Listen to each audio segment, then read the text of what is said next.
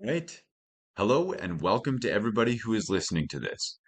Before I get into anything, I just want to give a special thank you to Gail Wood for everything that she does.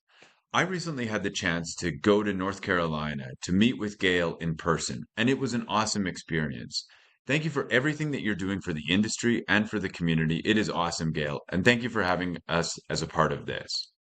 My name is Philip Schumann. I'm the co-founder of spamarketing.com. Now, if you're a massage business owner and you're looking to grow your business, whether you are new to business and a single therapist, or you have an established massage clinic and you're looking to fill some of those gaps in your schedule, I think this will be a very interesting video for you. If you're not looking to grow a massage business, it might not be the most interesting thing for you. So let's jump in. Today, we're going to talk about the hidden data behind 163,000 massage bookings, and specifically why most marketing strategies fail. Now, at our business, since we started, we have booked 163,000 massage appointments. We booked 55,000 of those in the last 12 months, and we're on track to do about 85,000 in the next 12 months. And so, with this data, we can get some really good industry interpretations, and we can figure out why things are working and why things aren't working. So let's get into what we've learned. So today, there's more ways to advertise your massage business than ever before. But schedules are hard to fill, and it sometimes feels impossible to stand out. Now, back in the day, there was print marketing, right? Flyers, pamphlets, these sorts of things, and there was word of mouth. You might put an ad in the yellow pages or something like that, but there wasn't much other than these things. Today, we have hundreds of options for marketing your massage business. We have access to dozens of social media platforms. We have search engines, digital, websites, text, email, referrals, and so many more things. There is a million different ways of getting your name out there. So, why is it hard to stand out? And why is it harder today than it ever has been? So when we look at the numbers, in 2025, the average American was exposed to 6,000 to 10,000 advertisements every single day. 6,000 to 10,000 advertisements every day. That is just a lot of noise. There are things constantly being put in front of us. We're constantly being told things. Everywhere we look, there's somebody trying to sell something to us, and it's a lot of noise.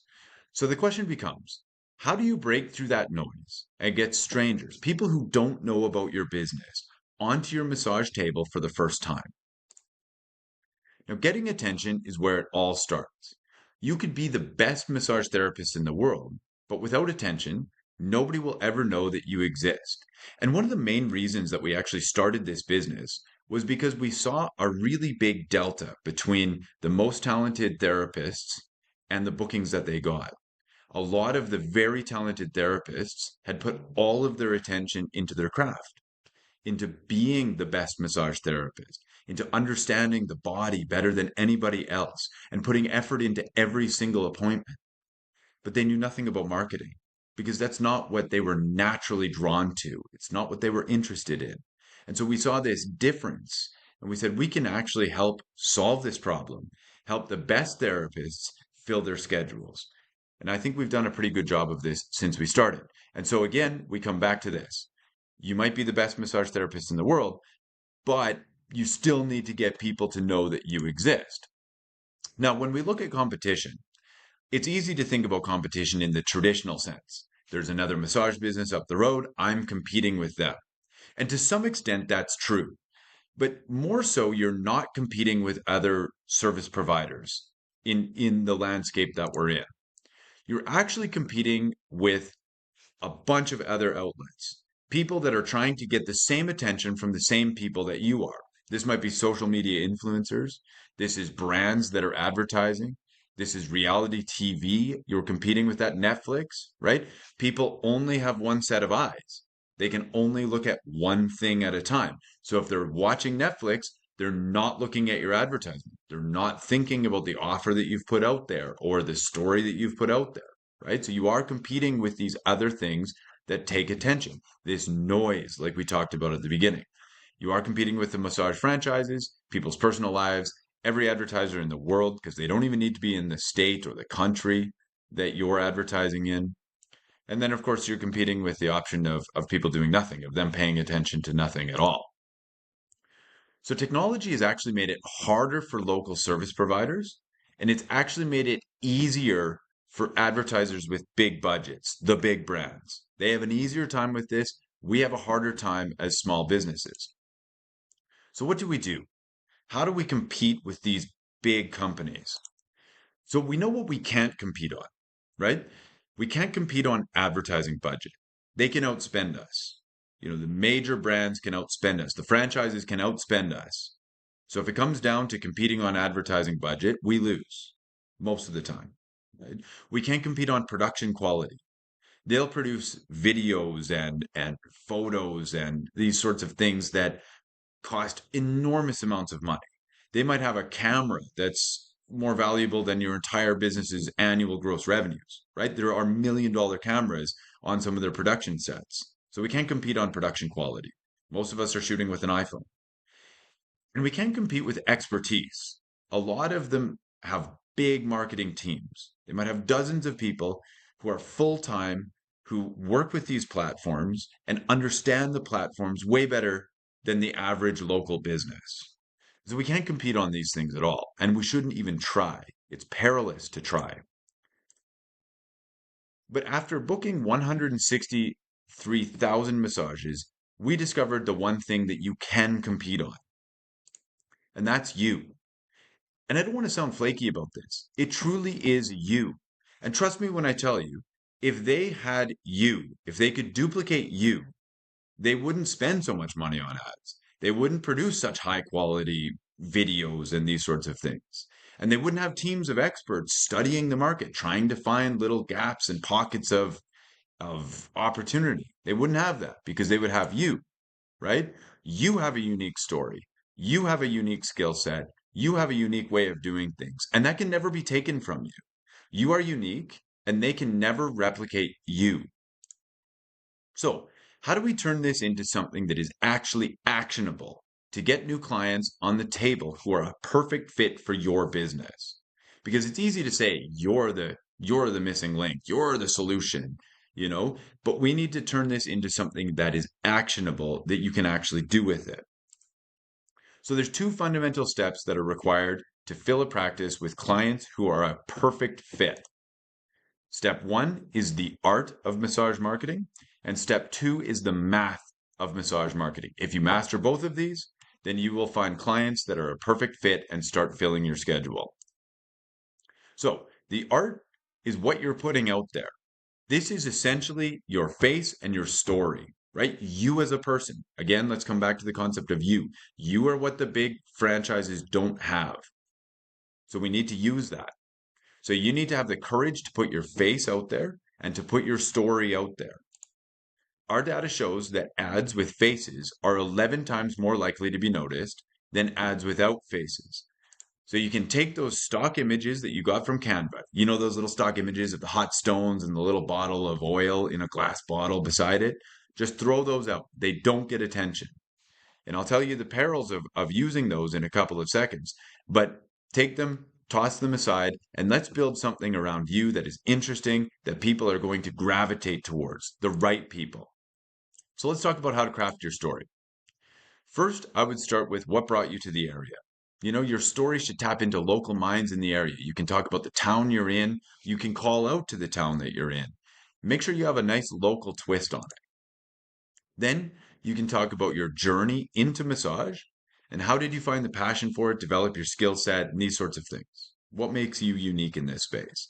I'm always amazed. I meet with massage business owners every day, and they'll tell me these unbelievable stories. They'll say, "Oh yeah, I was in a car crash and I never knew much about massage, but then I had to go to a massage therapist because I injured my back in this car crash, and I fell in love with it. And I said I could help people also." And then I look at their website, and this story is not there.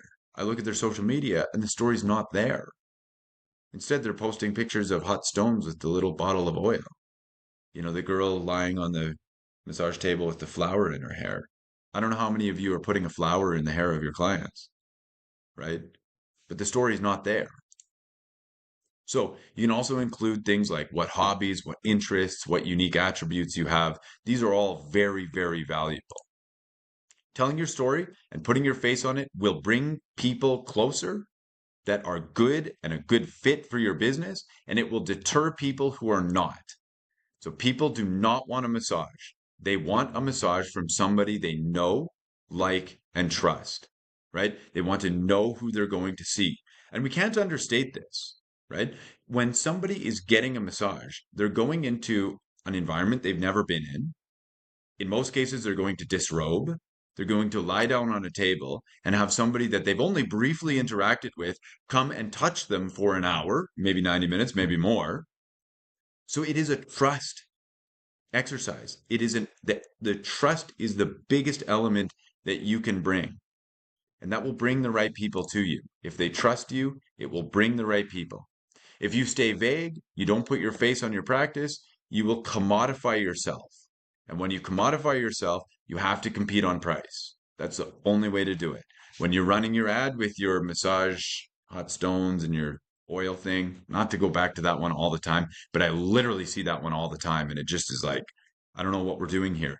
The only thing that makes you different when you're using that stock image is your price, right? So if you love competing on price, then go ahead and do it. It's a great idea. But I don't think most of us want to compete on price. We don't want to be commodified. We don't want to be treated that way.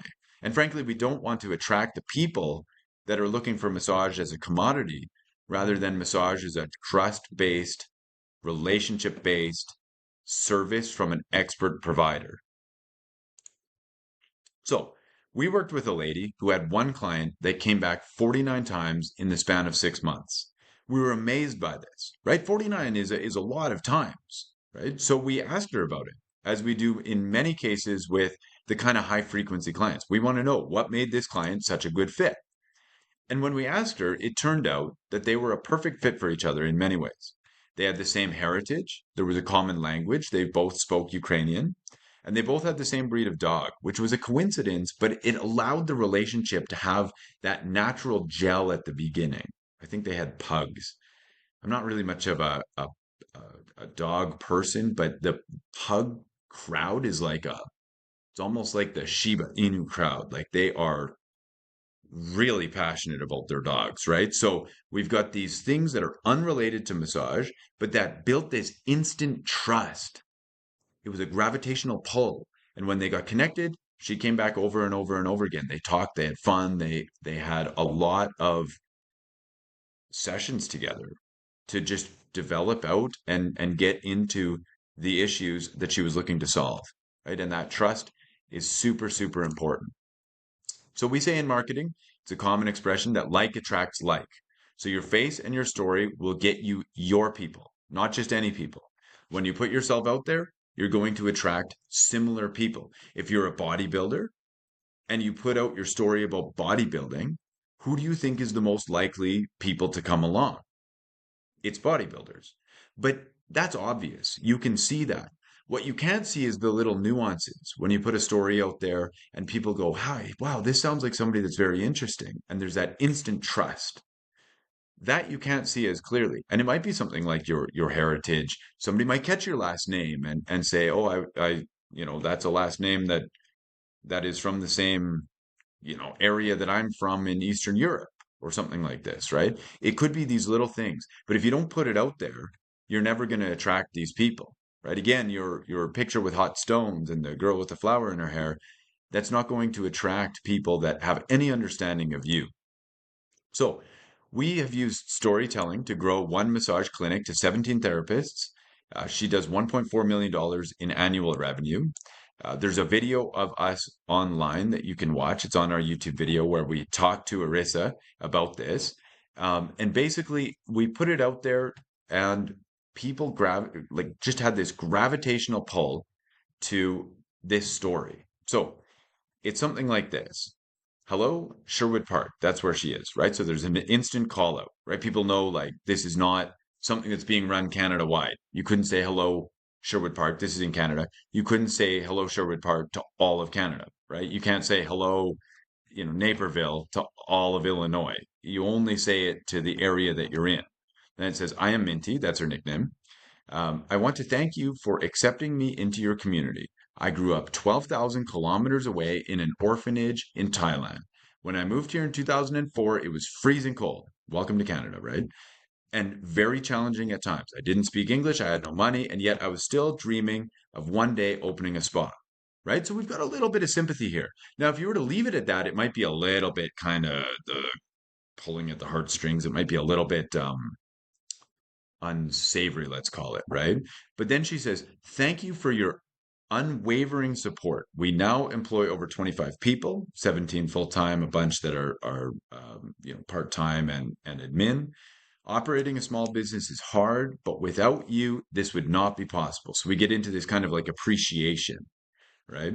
And then we get into a bunch of other things. But people read this and they immediately have an affinity. They see her face, she looks happy and thankful, and then they read her story and they say, I want to be a part of her journey. I want to be a part of her story. It's a very good ad. We've run it consistently and brought in literally hundreds of clients with this ad, this exact ad. So, where to tell your story? Your website, that's number one, right? Way more people are going to see your website than are ever going to go into your business. Way more people, right? So, we have to make sure that we have a good story on the website.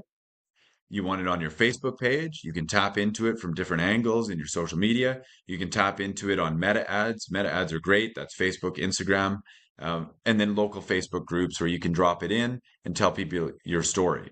And people will be interested in your story. I'm a part of a lot of Facebook groups for massage therapists, Massage Therapists Arkansas and local business owners for Chicago and these type Facebook groups. And I often see massage therapists come in and they say, "Hi, I'm a massage therapist, and this is where my business address is. Come check out my website." It doesn't have that. It doesn't give you a reason to want to click on it. It doesn't connect to anybody.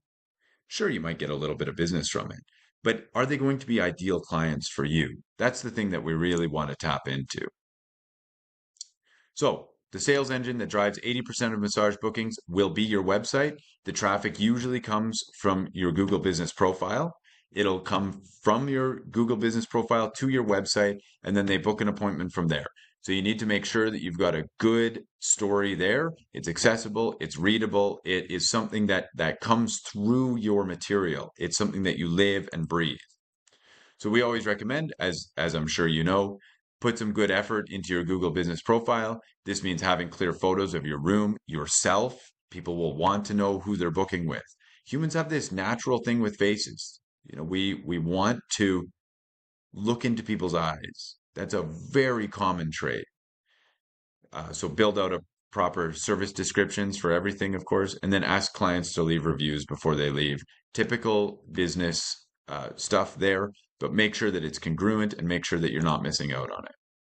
And tell your story. Put your face on your website. Your people will book when they hit your website. You know, it's amazing how many times I go to a website and there's nothing personal on it at all. It's just a website. It's got the services. It might even have a bio, but it's hard to understand a bio when there's not that like face attached to it, when you don't know who's kind of speaking to you, if you will. And so when we see this is the first recommendation I make. Sometimes we don't even, you know, people come to me and they ask me advice. We don't even end up marketing for them. I'll just give them a series of advice and they'll go off and they'll implement it and that will change their business enough that they don't even need to pay for marketing. And this is one of the big things that I always say. You should be lively. You should be out there. People want to trust you. They want to get to know you. And they want to know that you're real, right? They want to know that it's not something that it's like a website made by somebody that isn't even in the area and these sorts of things. So we always say also give your people a good first visit offer, get them through the story. We recommend doing an introductory offer to de-risk coming to your business. They can try it without breaking their bank account, and your people will come to you and they will rebook. So let's talk about the math of massage marketing. Does this sound familiar? You wanted more clients, so you decided to run ads. You went and made a nice Canva image, right? It had your logo. It looked pretty good, right? It looked pretty good. You posted it and boosted it on Facebook. Your money was taken because they're great at taking your money. That's like the best thing that they do. They're very good at taking money. And you didn't know what you got. You looked at the metrics and it said, oh, you got this many likes, this many clicks, this many impressions, whatever an impression really is. And so you turned it off and you were annoyed. It felt like you just threw $100 into a wishing well, right? That's frustrating. I talk to so many people that do this. They boost and then turn it off, and then boost and then turn it off until they often come to believe that marketing just doesn't work. And then oftentimes they do something else. They decide that they still want more clients. They go to things like Groupon or ClassPass, but the clients are cheap, they're high maintenance, they're not a good fit for your practice. They're coming there because of the price. You've commodified yourself again. And they didn't know anything about your story ahead of the session with you. They didn't have any connection to you, any broader affinity, right? They don't trust based on a stock image and a price. And if you put a good story there, it creates trust. Not to keep going back to this, but good quality clients value trust. They're going to want a provider that they trust. The people that are just bouncing around looking for a cheap massage, they're not going to value trust. They're probably going to look at your story and skip past it and go to the next cheap one around the corner. Go back to Groupon, right? This is how you attract clients that are a good fit. So we always do a little thought experiment, right? Not to say that you would ever do this, but we always do a little thought experiment. So if a client rebooked at $150 per hour every week, that's like $7,800 a year. Would you be willing to do their first massage for free just to get them in the door if you knew that they were going to rebook every week for a year? Right? Would you be willing to do the first 2 massages or 3 massages free to get them in the door? Right? So what this basically is in marketing terms is this is the lifetime value or the annual value of the client. And then the cost to acquire the client would be the cost of the free massage. So you've got cost of acquiring clients and then the lifetime value of the client. These are important metrics that you need to know. And I think we'd all say that in order to get a high paying client, you'd probably be willing to do a free massage, right?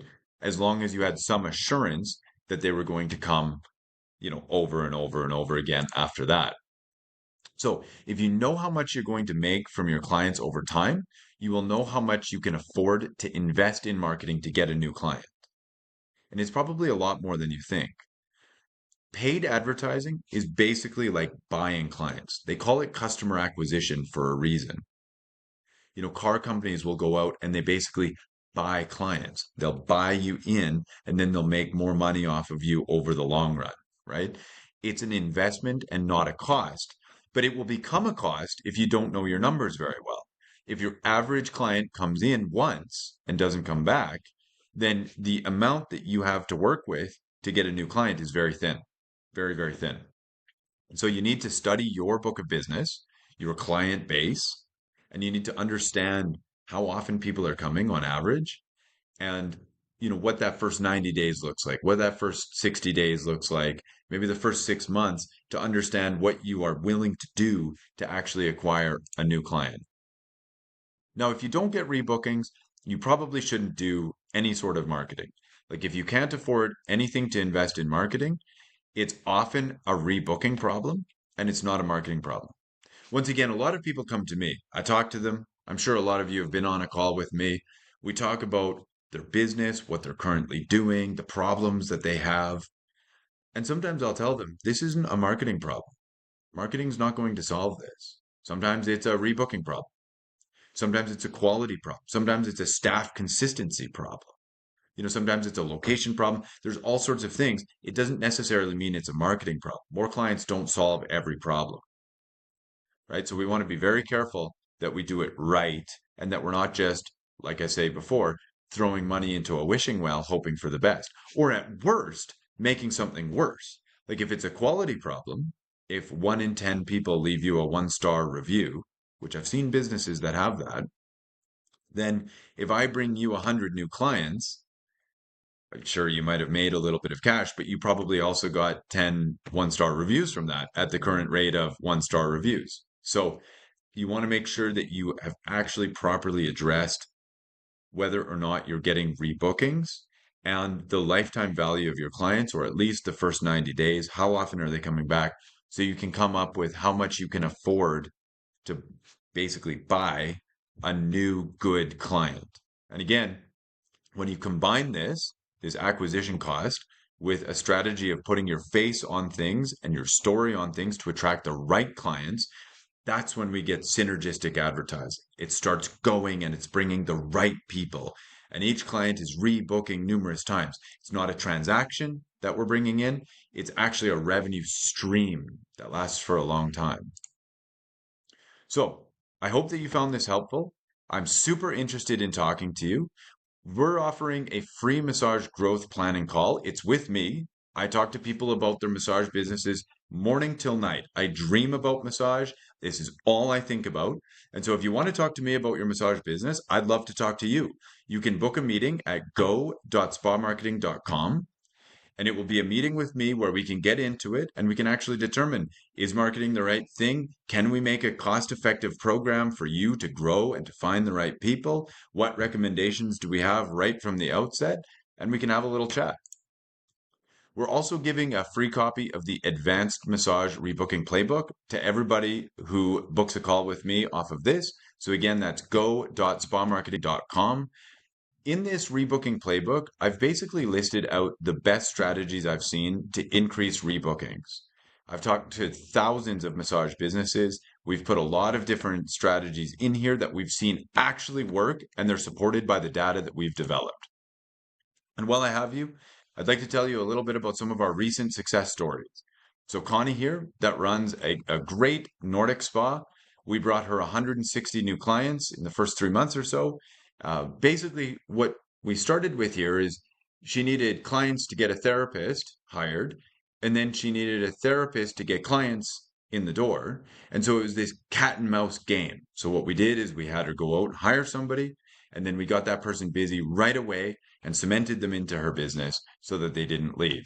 That worked really well. Matando, we brought 115 new clients. It worked really well, got some of her staff busy. Lisa was a single person. She was the only massage therapist about 14, 15 months ago. Now she has 5 massage therapists with pretty full schedules. We brought her 775 new clients. She got 500 referrals off of that with a referral campaign that I get into with my clients. So she almost got one referral for every client that we brought her, which is amazing. And this has basically been life altering. It changes a business. Jocelyn in Great Falls, Montana, 215 new clients, a single person business. So, it's great. She's not sharing the income with any staff or anything like that. Jovi opened a second location after we brought her 245 clients because she thought that she had basically cracked the missing link. And so she was able to open that second location with confidence. Melissa in North Carolina, we brought her over 175 new clients. Her schedule is totally full now.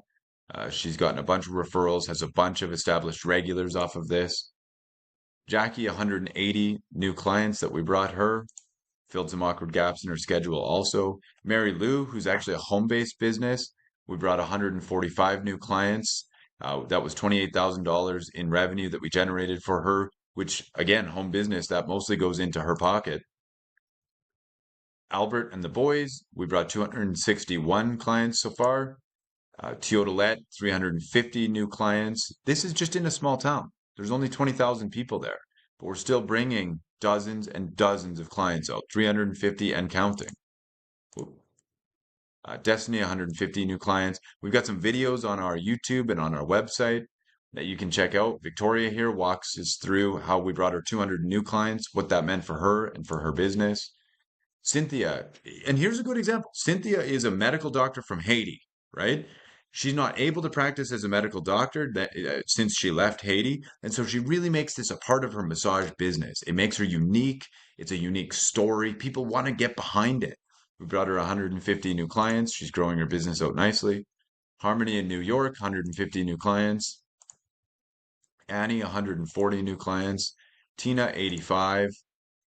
Brasida in Waco, Texas, who I just got a chance to visit, 100 new clients, basically launched her from scratch. Krista in Houston, who I also just got to go visit. We did a couple fun videos on our YouTube. We booked her solid. We're filling the gaps in her schedule. Amy, we brought 250 new massage clients, a ton of regular clients that came off of that. Chloe in Illinois, again, who I got to go visit and have a great chat with. Great video on our YouTube. We brought 58 new clients in 4 weeks, so that's going well. Aaliyah, Aaliyah is an example of somebody that had that job, that other job that she wanted to leave, wanted to really dive into her own business. We got her 75% booked in weeks, and she was able to say goodbye to the other job that she was hanging on to for a long time. Watch the video, it's a good video. Angela, 75% booked in weeks. Anna, we've got a great video here where she walks through some of her business strategies and what she's doing. 150 new clients. Kate, 165 new clients, a lot of regular clients. Becky, 55 new clients in 4 weeks. That started out really good. It was really fun. And Matthew, 200 new clients so far. He highly recommends us, running a great business. And just like a lot of the people that we work with, he is seeing great rebooking rates and honestly just having a good time now. Now that the customer acquisition is solved, just having a good time. Business is more fun when there's a lot of people coming through your door. So there's tons more online. I'm sure you've seen some of them. Go and check it out though. But more than anything, I'd love to talk to you. You can book that call with me at go.spamarketing.com. And I look forward to speaking with you. Talk to you soon.